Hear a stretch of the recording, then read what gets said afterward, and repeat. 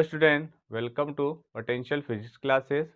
आज हमको देखना है power of an AC circuit, मतलब प्रत्यावर्ती धारा परिपथ में शक्ति। तो हम जानते हैं कि जो हमारा एसी सर्किट होता है, सबसे पहले हम उसमें क्या अप्लाई करते हैं, वोल्टेज को अप्लाई करते हैं।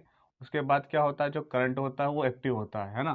तो हमने देखेंगे यहाँ पर कि जो हमारा एसी सर्किट है, हमने उसमें वोल्टेज अप्लाई करा V इक्वल टू V0, और हो गया हमारा साइन, ये हो गया हमारा ओमेगा टी। ये इक्वेशन नंबर हमने फर्स्ट दिया। और हम जैसे वोल्टेज को अप्लाई करते हैं, जो इसमें करंट होता है, या तो वो क्या हो जाता है, आगे निकल जाता है या पीछे रह जाता है ना।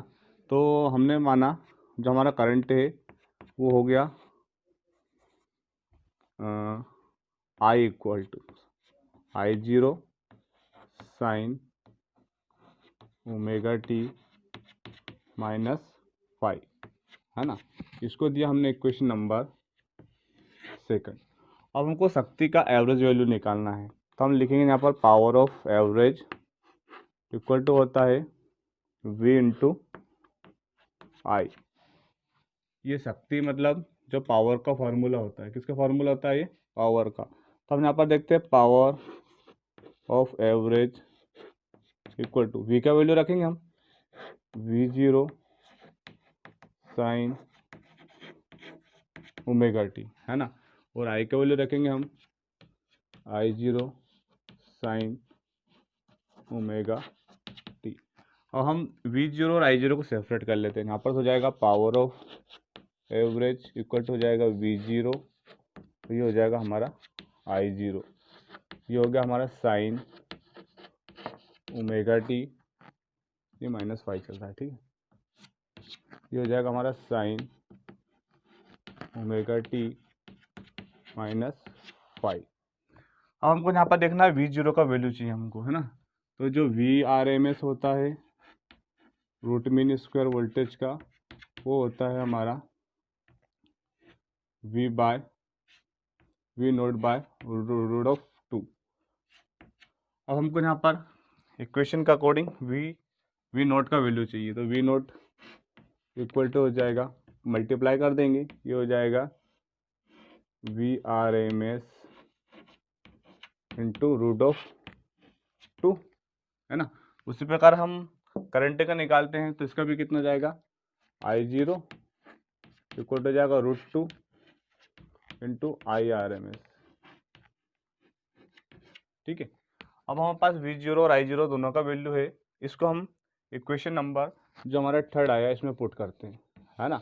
उसके बाद हम देखेंगे यहाँ पर, तो हमारा पावर ऑफ एवरेज, ये पावर ऑफ एवरेज। अब हमको देखना है यहाँ पर V0 का वैल्यू, है ना, या V नोट बोलते हैं हम इसको। तो V नोट का वैल्यू कितना जाएगा, √2। तो हमने यहाँ पर लिख लिया √2 VRMS, ठीक है। फिर हमको चाहिए यहाँ पर I नोट का वैल्यू, तो I नोट का वैल्यू लिख सकते हैं हम √2 IRMS, ठीक है। फिर हम यहाँ पर देखते हैं, यहाँ पर sign omega T, sign omega T, और ये हमारा चल रहा है sign omega T minus five. अगर √2 का √2 में अगर मल्टीप्लाई करते हैं तो कितना आता है यहाँ पर 2। तो हम लिख सकते हैं power of average equal to हो जाएगा यहाँ पर ये VRMS, इसको हमने ऐसे कैसे लिख लिया सेपरेट, और IRMS को भी हमने क्या लिखा है यहाँ पर, सेपरेट कर लिया यहाँ पर, ठीक है। अब √2 का √2 में मल्टीप्लाई करेंगे तो कितना हो जाएगा यहाँ पर 2, ये हो जाएगा हमारा साइन ओमेगा टी, ठीक है। फिर हम यहाँ पर देखते हैं,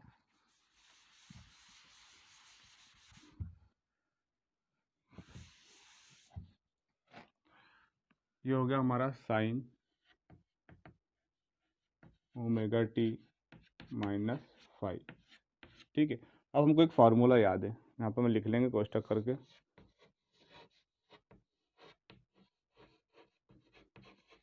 फार्मूला कितना जाएगा, 2 साइन ए इंटू साइन बी, है ना, इक्वल टू होता हमारा कोस ए माइनस बी, फिर होगा हमारा माइनस कोस ए प्लस बी। तो हम यहाँ पर देखते हैं जो ओमेगा टी है वो हमारा ए का वैल्यू है ना, और ओमेगा टी माइनस फाइव किसका वैल्यू है, बी का वैल्यू है। तो जहाँ पर ए आएगा वहाँ पर हम ओमेगा टी को पुट करेंगे, और जहाँ पर बी आएगा वहाँ पर ओमेगा टी माइनस फाइव को पुट करेंगे। तो हम यहाँ पर देखते हैं पावर ऑफ एवरेज, ये हो जाएगा हमारा V R M S into I R M S, ठीक है। हम यहाँ पर पुट करेंगे, हो जाएगा ये लिखेंगे हम यहाँ पर कोस ए माइनस बी, तो हो जाएगा ओमेगा टी माइनस कितना हो जाएगा बी का value omega T minus five, ठीक है। अगर हम यहाँ पर कोष्टक हटा दें और माइनस का मल्टीप्लाई कर दें तो हो जाएगा ये प्लस, है ना, माइनस, फिर यहाँ पर देखेंगे माइनस कोस ए का वैल्यू हो जाएगा ओमेगा टी प्लस बी का वैल्यू हमारा ओमेगा टी माइनस फाइव, तो हो गई ओमेगा टी माइनस फाइव। फिर हम यहाँ पर देखते हैं कि जो ओमेगा टी है, ओमेगा टी से ओमेगा टी कैंसिल आउट हो जाएगा, और ये हो जाएगा हमारा power of average equal to हो जाएगा V R M S into I R M S, cos का फाइव मल्टीप्लाई करेंगे तो हो जाएगा कोस फाइव माइनस ये हो जाएगा हमारा cos two omega T minus five, है ना। ये टाइम पे डिपेंड करता है, और जो एसी करंट होता है, तो जो एसी करंट का वैल्यू होता है कंप्लीट साइकिल में कितना होता है, 0 होता है। तो उसके अकॉर्डिंग ये जो cos two omega T minus five है ना, कितना हो जाएगा यहाँ पर, ये 0 हो जाएगा। तो हम यहाँ पर लिख सकते हैं कि cos two omega T minus five equal to 0। अगर हम इसको 0 पुट करते हैं तो आता हमारा power of average equal to हो गया V R M S into I R M S into cos five. ये हमारा पावर ऑफ एवरेज के लिए क्या निकला, डेरिवेशन हमने फाइंड आउट करा, नोट कीजिए इसको। अब हमको यहाँ पर देखना पड़ेगा कि जो ऐसी सर्किट होता है ना, उसमें होता है एल सी और आर, तीन कंपोनेंट होते हैं उसमें, है ना। एल होता है हमारा इंडक्टिव कोइल, सी होता है हमारा कैपेसिटर, और आर होता है हमारा रेजिस्टेंस। तो जो ऐसी सर्किट होता है उसमें से सबसे पहले करंट को सी लेता है ना, और ये इलेक्ट्रिक एनर्जी के रूप में एनर्जी को स्टोर करके रखता है, और फिर आधे हाफ साइकिल के बाद, है ना, मतलब फर्स्ट हाफ साइकिल के बाद रिटर्न करता है ये एल को।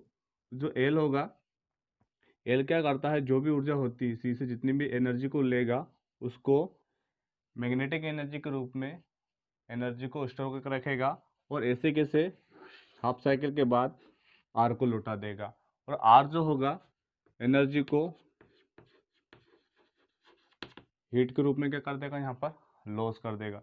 तो जितनी भी एनर्जी का लॉस होता है वो कौन करता है, हमारा रेजिस्टेंस करता है, और किसके रूप में करता है, यहाँ पर हीट के रूप में एनर्जी का लॉस कर देता है, ठीक है। तो सबसे पहले जो ऐसी सर्किट होगा उसमें करंट को लेगा सी, इलेक्ट्रिक एनर्जी के रूप में स्टोर करके रखेगा, ऐसे कैसा हाफ साइकिल के बाद एल को लौटा देगा। एल अपने अंदर जो भी करंट होगा उसको मैग्नेटिक एनर्जी के रूप में स्टोर करके रखेगा, और फिर आर को लौटा देगा। आर क्या करेगा, इसको हीट के रूप में लॉस कर देगा। तो हम यहाँ पर देखते हैं, अगर हम यहाँ पर ऐसी सर्किट की बात करें, यहाँ पर हम अगर ऐसी सर्किट की बात करते हैं तो क्या होता है, जो एल होता है और जो सी होता है, इन दोनों में जो होता है वोल्टेज और करंट के बीच में कुछ ना कुछ फेज डिफरेंस होता है ना। फेज डिफरेंस कितना होता है इसमें, पाई/2 का होता है। जैसे कि जो ऐसी सर्किट है उसमें अगर एल होता है तो एल क्या करता है, जो ऐसी करंट होता है उसमें करंट आई को क्या कर देता है, ब्लॉक कर देता है। है ना। आई को ब्लॉक कर देगा मतलब आई को क्या कर देता है, ये करंट आई को रोक देता है ना। परंतु अगर हम यहाँ पर एल को छोड़ के अगर हम सी की बात करते हैं तो ये क्या कर देता है, एसी करंट को जाने देता है, वोल्टेज को क्या कर देता है यहाँ पर ये ब्लॉक कर देगा। यहाँ पर ये हमको अच्छे से पढ़ना है कि एसी सर्किट में अगर क्या है, एल है, एल मीन्स होता है हमारा इंडक्टिव कोइल है, तो ये क्या कर देता है, आई को ब्लॉक कर देता है ना। आई को ब्लॉक कर देता है तो आई कैसे हो जाता है, यहाँ पर लेग्स हो जाता है। लेग्स का मतलब होता है ये पश्चिमगामी हो जाता है, और जो वोल्टेज हो जाता है वो क्या हो जाता है, आगे हो जाता है, मतलब अग्रगामी हो जाता है, मतलब लीड हो जाता है ना।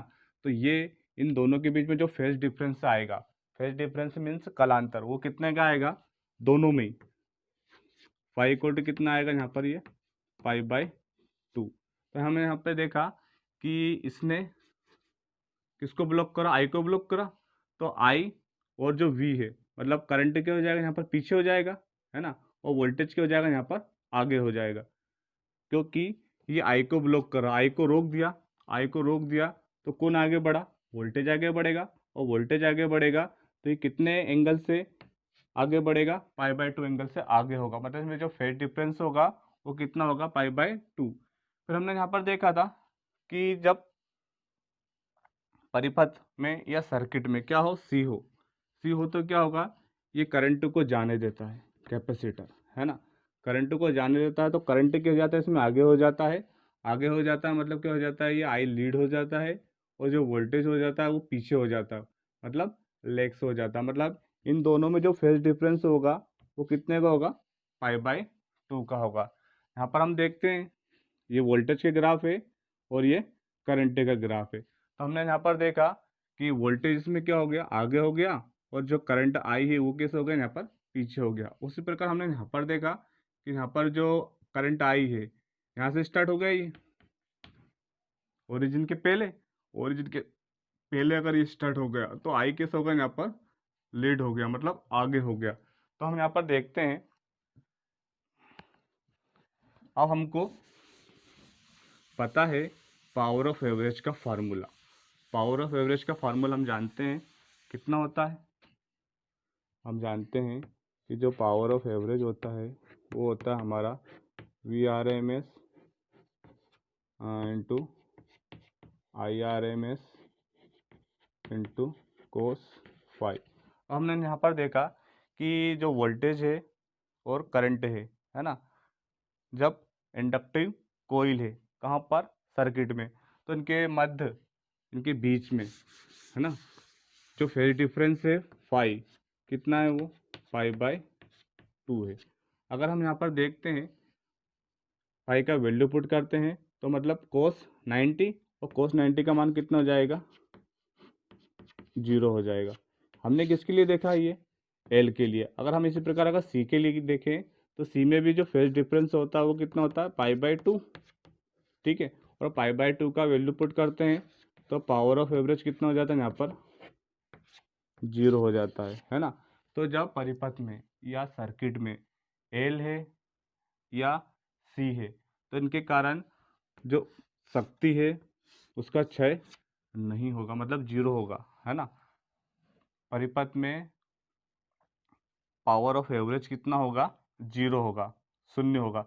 परंतु अगर हम देखें कि अगर हमारा सर्किट में केवल आर है तो हम यहाँ पर देखते हैं जो वोल्टेज होता है, ये वोल्टेज के ग्राफ देख लिया हमने, और ये जो हमारा है ये हमारा करंट का ग्राफ है। तो देखते हैं हम यहाँ पर कि दोनों क्या है, यहाँ पर सेम फेस में है, और सेम फेस में है तो इसका मतलब क्या है, फेस डिफरेंस कितना है इसके मध्य, 0 है ना। तो यहाँ पर फेस डिफरेंस 0 है तो हमने यहाँ पर पुट करा वैल्यू, तो cos 0 का वैल्यू कितना होता है, 1। तो पावर ऑफ एवरेज कितना हो जाएगा हमारा, VRMS into IRMS, cos five का मान कितना हो जाएगा, 1। तो ये हमारा हो गया। अगर परिपथ में आर है तो शक्ति का क्या होगा, क्षय होगा, मतलब एनर्जी का क्या होगा, मतलब जो पावर का क्या होगा वहाँ पर लॉस होगा। वो किसके रूप में होगा, वोल्टेज के रूप में या करंट के रूप में होगा। अगर परिपथ में या सर्किट में क्या है, एल है और सी है, तो दोनों के मध्य जो फेज डिफरेंस होता है वोल्टेज और करंट के बीच में, वो कितना होता है, π/2 होता है। और π/2 का अगर हम मान पुट करते हैं इस इक्वेशन नंबर फर्स्ट में, तो cos π/2 का मान कितना होता है, 0 होता है। इसका मतलब है पावर ऑफ एवरेज कितना है हमारा, 0, दोनों के लिए, एल के लिए भी और सी के लिए भी। परंतु हमने कहाँ देखा, आर्क में देखा। तो आर में अगर हम देखते हैं कि दोनों का जो फेस होता है किसका, वोल्टेज का और करंट का, कितना होता है, फेज डिफरेंस 0 होता है ना। तो फेज डिफरेंस 0 होता है मतलब फाई का वैल्यू 0 होगा, इसमें पुट करेंगे हम मान, तो आ जाएगा ये हमारा पावर ऑफ एवरेज। तो आपको ये वीडियो कैसा लगा हमें बताइएगा, और हमारे चैनल को सब्सक्राइब कीजिए और अपने दोस्तों के साथ शेयर कीजिए।